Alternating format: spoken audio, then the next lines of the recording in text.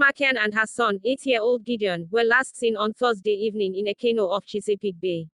They just got further out than they could handle and couldn't get back in, said Ms. Makin's husband, David Makian, to the Washington Post newspaper. The Coast Guard has reportedly covered 2,275 square miles in its search.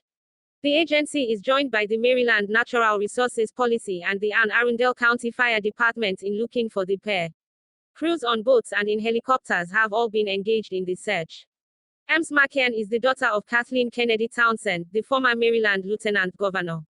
She works as a public health and human rights lawyer and is executive director of Georgetown University's Global Health Initiative.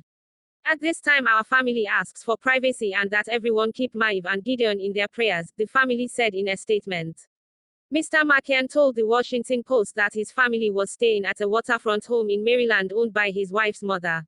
While playing by the water at 4 p.m. local time, 8 p.m. GMT, on Thursday, Mrs. Makian and Gideon popped into a canoe to chase after a ball that had rolled away, Mr. Makian said.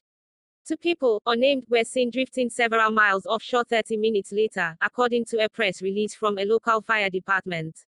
The wind in that part of the bay was around 30 miles per hour on Thursday night, with waves reaching 3 feet high, the Coast Guard said. Mr. Makian did not disclose whether or not the canoe had been found, but the Maryland Department of Natural Resources told U.S. media that an overturned canoe matching the description of the Makins' boat had been found on Thursday evening. The Kennedy family, an American political dynasty, has been beset by tragedy. The assassination of President John F. Kennedy was followed just 5 years later by the murder of his brother, and Mrs. Makin's grandfather, Robert F. Kennedy. In August, 22-year-old Sawaz Kennedy Hill, granddaughter to Robert, was found dead at the famed family compound in Hyannisport, Massachusetts.